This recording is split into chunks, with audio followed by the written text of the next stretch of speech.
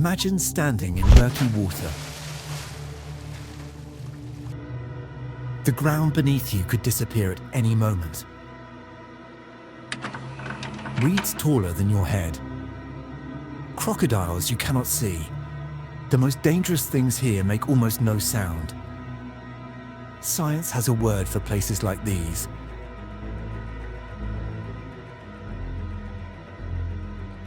Uninhabitable. The Sud and the biology of survival. Inside it lived the Dinka, the largest ethnic group in South Sudan, with a population of roughly 4 to 5 million people. In the Sud, mosquitoes almost never disappear and malaria has no season. But mosquitoes are not the most dangerous thing. Parts of the swamp host sets flies carrying trypanosomiasis, a disease that slowly kills both livestock and humans if untreated. The Dinka know exactly where the flies are most concentrated and change their routes to avoid them. They position their cattle camps where the wind blows the smoke from burning dung over residential areas. They avoid stagnant water. At night, they burn cattle dung to produce thick clouds of smoke that blanket the entire camp, not as ritual, but as mosquito control. In the morning, they rub the ash across their skin and their animals. The alkalinity of cow dung ash repels the exact insects that breed in this specific ecosystem. 3,000 years of refinement produced what a toxicologist would call applied chemistry, using the one material this environment produces in unlimited, free, continuous supply. They don't call it chemistry. They don't need to. By the mid-20th century, researchers measured the average height of Dinka Agar men at 182.6 centimeters. Even in refugee camps, where food was identical for every ethnic group, Dinka men were still significantly taller than others. Diet does not explain this. Tall, lean bodies dissipate heat more efficiently in extreme temperatures and move through shallow water with less resistance. The Sud wrote itself into their biology across thousands of years, the same way it wrote knowledge of every channel into their memory without a single GPS coordinate. When the rainy season arrives, they move their entire cattle herds to higher ground. When the water recedes, they return. This migration is not tradition for tradition's sake. It is the survival strategy that the swamp made mandatory, and which has run without interruption for 3,000 years. When a Dinka boy reaches adulthood, he bears deep scarification marks across his forehead, a declaration not of endurance, but of belonging to a system that requires every member to be capable of contributing fully. The Sud blocked every army that tried to cross it for 2,000 years. The Dinka know every channel. The barrier that kept everyone else out is the same system that made them unbreakable inside it. Gambela and the Uncharted Floodplains. Our journey moves northeast to Gambela, in southwestern Ethiopia, where the Barrow and Akobo rivers converge into a floodplain that entirely changes shape every rainy season. During the dry season, Gambela has defined paths, cultivated land, recognizable landmarks. Then the Barrow overflows. Areas that were dry weeks ago disappear under waist-deep water. Familiar paths vanish. The most frightening thing is that this transformation happens slowly enough that people often don't notice it until everything they could navigate by is gone. The Anish might apply ash and animal fat to their skin and hair, protection against insects, while standing for hours in floodwater washing clothes, catching fish, or harvesting crops from under the surface. Their houses are built lightly and simply, designed to be dismantled fast when the water rises unexpectedly. When a village moves to higher ground, Anuak women carry two things above everything else: the seeds for the next season and the smoldering embers to start the next fire. For them, protecting the fire is as important as protecting food, because it is what allows the entire community to start over. There are no paper maps here. The map lives in the memory of every elder in every village, which channel opens in which month, which elevated patch stays dry through a heavy flood, which route closes by the third week of the rains. You cannot burn this map. You cannot confiscate it. You cannot destroy it by removing any single person, because no single person holds all of it. Bangweulu and reading the invisible instincts. Further south in Zambia, the Bangweulu wetlands cover 6,000 square kilometers, managed communally by about 60,000 Bisa, Unga, and Tabwa people without a central authority. Before dawn, flat-bottomed boats leave the shore to cast nets, but every voyage happens in the same water as the Nile crocodile, a species that can exceed 5 meters in length, lie completely motionless for hours with only eyes and nostrils visible, and move without a single ripple when it decides to. The Bisa learn to read water instead of just looking at it.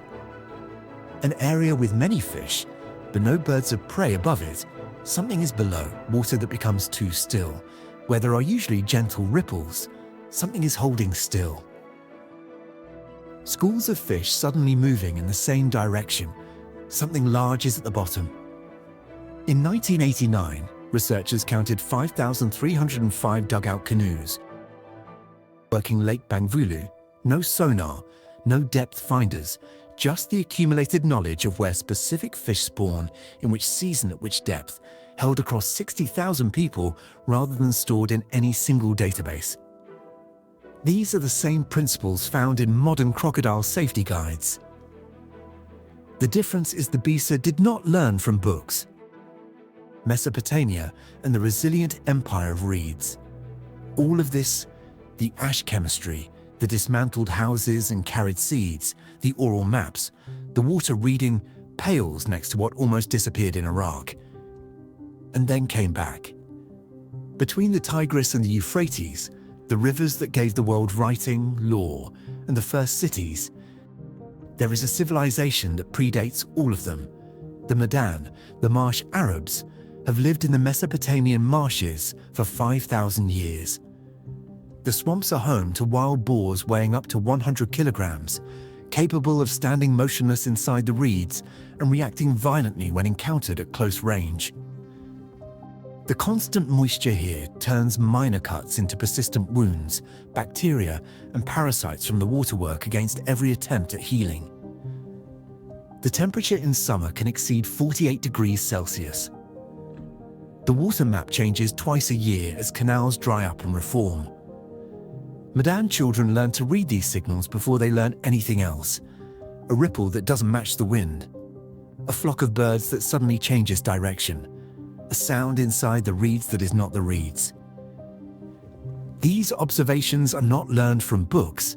They are practiced so often they become reflex. The Madan solution to living on water was to build on water, not above it.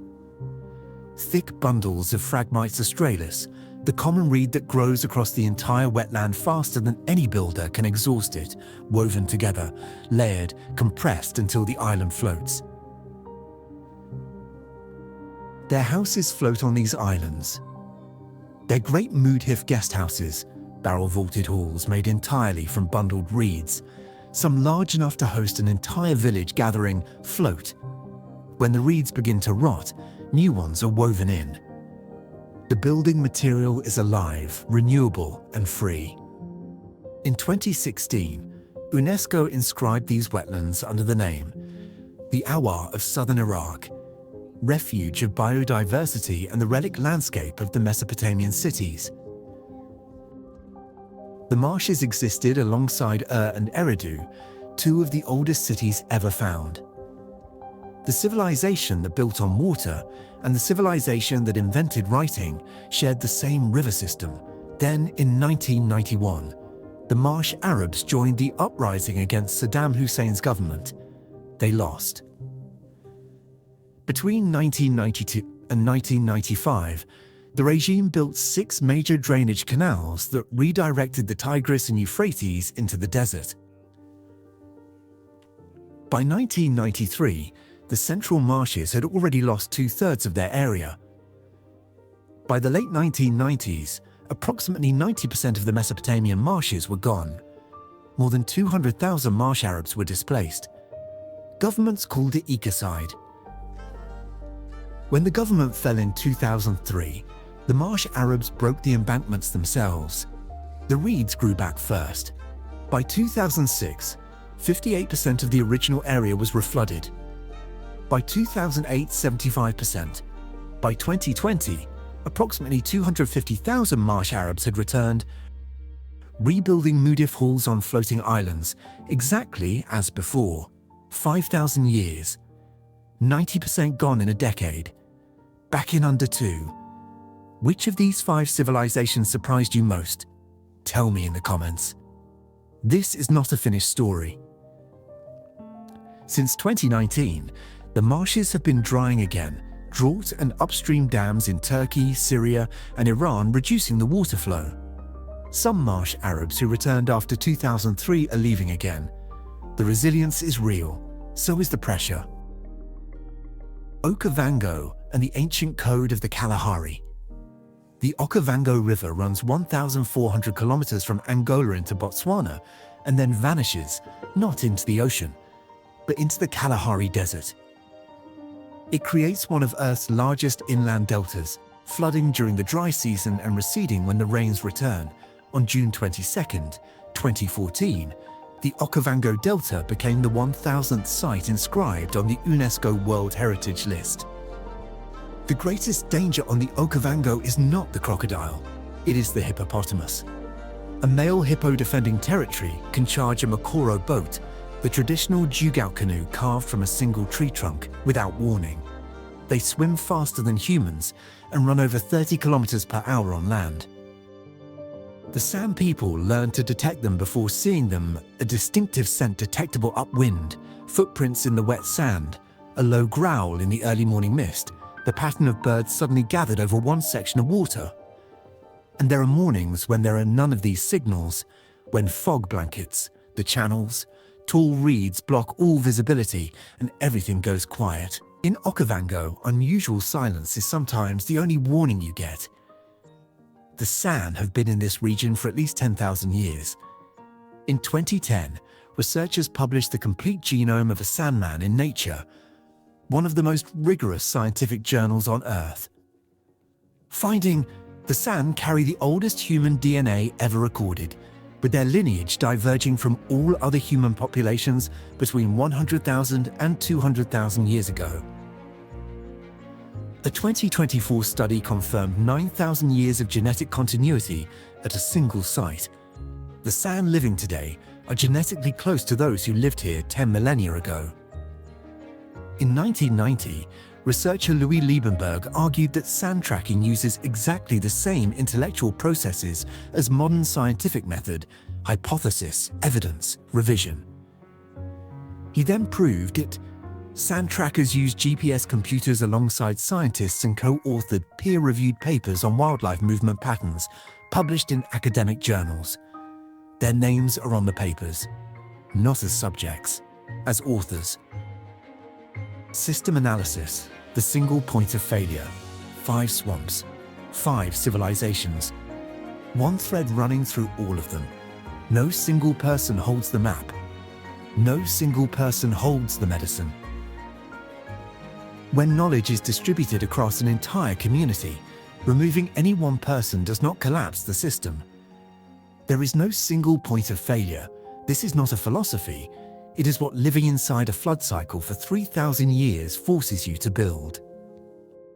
In 2021, the Ever Given ran aground in the Suez Canal for 6 days. Approximately $9.6 billion in goods were disrupted per day: toilet paper, medical equipment, car parts, across countries that had built no backup route. One ship. 6 days. The whole thing exposed. According to the Ramsar Convention on Wetlands, the world lost 35% of its wetlands between 1970 and 2015, disappearing 3 times faster than forests. That is not just habitat. That is the erasure of 5,000-year knowledge systems about how to live with a world that does not hold still. If you find this channel valuable, subscribing helps these stories reach more people who need them. One of these systems is 5,000 years old and has the data. The other is about 70. You are somewhere with electricity, running water and food delivery in under 20 minutes. That works. That is not the question. The question is what happens to your knowledge, your community, your ability to decide together if any part of that disappears. Not forever, just for a month. The Madan are not waiting to be rescued. They went back to their floating islands because those islands, built from reeds that grow back, organized around decisions no single person controls, sustained by knowledge that cannot be confiscated, are not primitive. They are optimized. 5,000 years of stress testing, flood after flood, empire after empire, one deliberate drainage campaign. They build on water, not above it. That is not a limitation. That is the design. The swamp does not promise safety. What it promises is this: if you build with uncertainty instead of against it, if you distribute instead of concentrate, if you float instead of anchor, you will still be here when the things that required stability to function are gone. You decide what to do with that.